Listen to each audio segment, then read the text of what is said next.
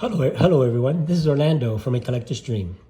Got a little bit of a sore throat today, so I'm a little bit under the weather, but I'm going to go ahead and talk a little bit about I was really happy to be at the Hobbypalooza with Greg and Ryan. That was an awesome experience. If you guys haven't seen it, haven't seen the video, please make sure you look at it. And it was just two of my favorites YouTubers there.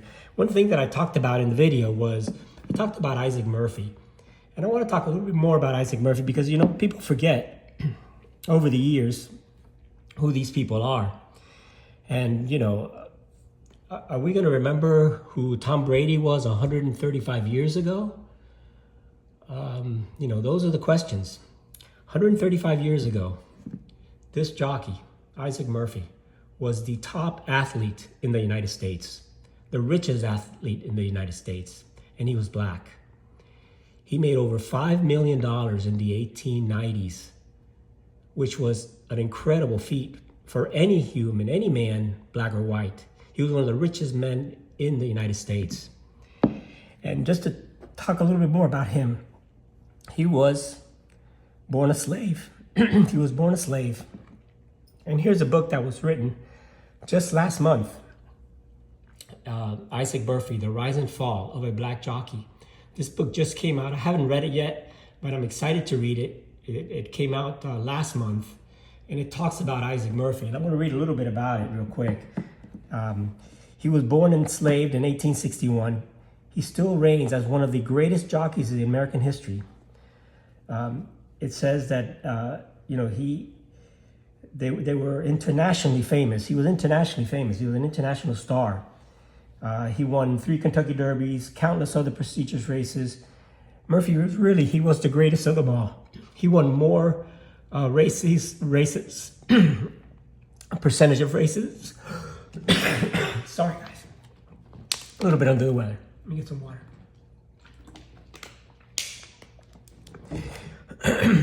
Anyway, he he only lived until he was 35 years old. But what he did in the United States really should be unforgettable, because we talk about people like Jackie Robinson and what Jackie Robinson had to go through, but that was nothing as to what Isaac Murphy had to go through in the 1880s, less than about 30 years after the Civil War, when America was still very divided and was still going through the Jim Crow era. But Isaac Murphy was born into slavery in 1861. And he worked at a farm. He was a slave at the horse farm and horse stables, where his family lived and were slaves. And Murphy began his racing career in 1875 at the age of 14. This is from the 1888 Goodwin champions at 1888. And you know, some of the other jockeys he was one of the black jockeys that were the stars. These were some of the other jockeys. This is McLaughlin. He was one of the jockeys back in the day that was very famous. And these cars are just gorgeous. You can see the artwork on these cars and see how they are created. And these were made back in 1888, which is like incredible that they had that type of artwork and printing in those days. But going back to Murphy, when he was 14, he started racing. He was a skinny little guy. And during which, you know, he became the highest paid athlete and the most famous black man in America. Murphy rode in 11 Kentucky Derbies, winning 3 of them, on Buchanan in 1884, Riley in 1890, and Kingman in 1891. He was one of the first horses. He actually was the first black man that actually owned horses in those days, which was very rare because they didn't own anything. They were strictly slaves. But he got out of the slave era by being such a great jockey. And he was so good that he won 44% of his races. 44% of his races. One year he won 41 out of his 44 races. And Hall of Fame jockey Eddie Arcaro said, "There is no chance that his record of winning will ever be surpassed." and that was said by Eddie Arcaro. Murphy had 1,412 starts and won 44% of those races. He was the first jockey inducted into the Horse Racing and Jockey Hall of Fame. That's how good he was. But on top of that, he was the guy that was he was accepted by the whites. Very, very few were accepted by the white people. And in those days he was. Here's an article in the Washington Post that was last month, and said, born into slavery, a Kentucky Derby champ became an American superstar. He was called the Prince of Jockeys at the time. And there he is. Let me give you a good picture of him riding with a horse there. There is Isaac Murphy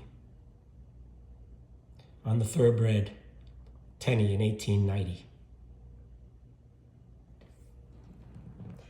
But Isaac Murphy was so famous, and it talks about it, and it compares him. It says that many at the turn of the 20th century jockeys were year-round celebrities, on par with Tom Brady, Simone Bowles, and Shohei Ohtani, as they competed in the nation's first mass spectator sport. And during during all those years, from 1861 to 1895, where he passed away, he became so famous that even the white people loved him. They said that he was a symbol, and he was a symbol for everybody, because racing was so popular back in those days. And the questions, there's a question they ask here: what would America be like if black men were heroes? And Isaac Murphy was a hero. Here he was when he was 14 years old. 14 years old. He was racing professionally at 14 years old. And by the time that he was first became horse racing, black men really were not allowed to spend time with white people. And, the owners enslaved the people, and their profits and stuff like that all came to them. But when it came to Murphy, he was so good, and he was so far above everybody else that even the white people hung out with him, invited him to parties. He hung out with some of the richest people in the world. And, they said about him, they said that Murphy was ever in good humor and liked to play, but he never neglected his work. He never got the big head. He was a sliver of a boy, they said. He was very, very thin. And, when he was racing, they had to go through so much, literally, crap, that during the races, other jockeys like this one here, they would whip him. They'd be whipping the horse, and as Murphy came along, they were whipping Murphy. But, he didn't care. He fought through it, and you think about what Jackie Robinson went through. This guy went through a lot worse, and it was during the worst times, because he was still a slave, even though he was racing, until he was able to get a lot of money. And then, some of the things that they did to him was just terrible. He had to, as he grew, he was forced to maintain his weight between 105 and 110 pounds. His diet was largely fruit. And on race day, he walked and ran for miles wearing heavy sweaters, spurting water, Mooney writes in her book. The only time he didn't feel sick was when he slept. For Murphy, his professional opportunities otherwise were severely limited because of his race. Quitting was less of an option. He just did not give up, and he took the heat from everybody. And here he is. Here's his card there in the article. A portrait of Murphy on the 1888 Goodwin card, which is the one I showed you there. Mine's in better condition than that, of course. This one is in the Library of Congress. There are only 20 of this Murphy card graded by PSA and less by SGC. I had this one graded last year myself by SGC. It said that they talked about him, they asked the white people why did they accept him, And, I said early on, Murphy was treated as an exception among the black men. He was black of skin, but his heart was white as snow, wrote John T. Davis, a white racing journalist for American Turf. And the other things that he did was he was not only the best jockey, but he won one of the biggest races ever on Salvatore, beating Snapper Garrison. And they never thought that he would win that race. And here is that race, the final of the race against Snapper Garrison. And that race was the first race that was so close that it actually had a photo finish. So this was the first race that was a photo finish. They've never had something like that before. And he was called, again, the Prince of Jockeys. He was invited to the clam bake with some of New York's most powerful men. And he was the only African American that was invited and attended. And here he is at that clam bake. There's Isaac Murphy right there. And here he is, Isaac Murphy, fourth from the left, at the Salvatore clam bake in 1890 with some of the richest men in the world. They invited him in there because he actually became the richest black man in the 1800s. He made over $5 million back then in racing. And Isaac Murphy not only was a good guy, but he ended up buying one of the biggest farms in Kentucky and made it a huge horse farm. And, many years ago,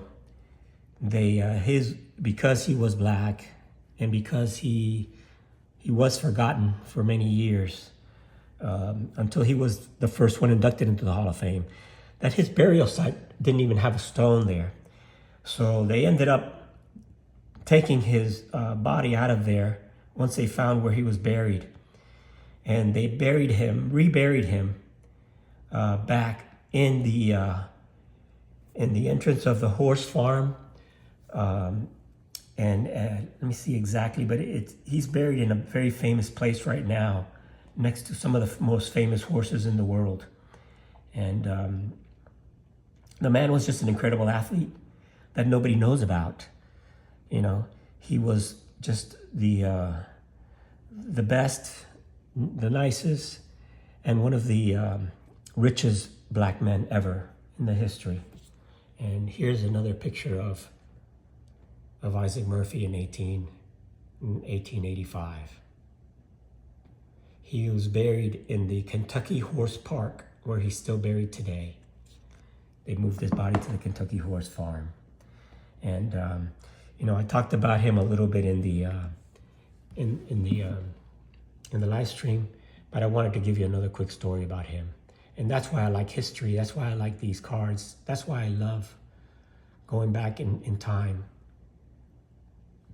and learning about people like Isaac Murphy, one of the best athletes in the world. And he was the only black athlete that was allowed to stay at the white hotels and mingle with the white people. And they treated him as if he was a white person too, because they respected him. He was an incredible athlete. He stood up to all of the harassment and all of the discrimination that you could possibly imagine in the 1890s, And unfortunately, after he passed away in 1896, the government, Supreme Court, brought out the Jim Crow laws. And the Jim Crow law, what it did was it did not allow the blacks and the whites to play together or to be competitive together anymore. And the last black jockey to win the Kentucky Derby was 1902. And that was the last one. After that, the blacks were not allowed to race with the whites anymore. Was it because he was just too good? That's my question, and that's what I think. Isaac Murphy, the guy was just an incredible athlete. He fought through all the racism, more than Jackie Robinson, I dare to say. And the history shows that, because this was just in the 1880s, 30 years after the Civil War, where many blacks were still enslaved.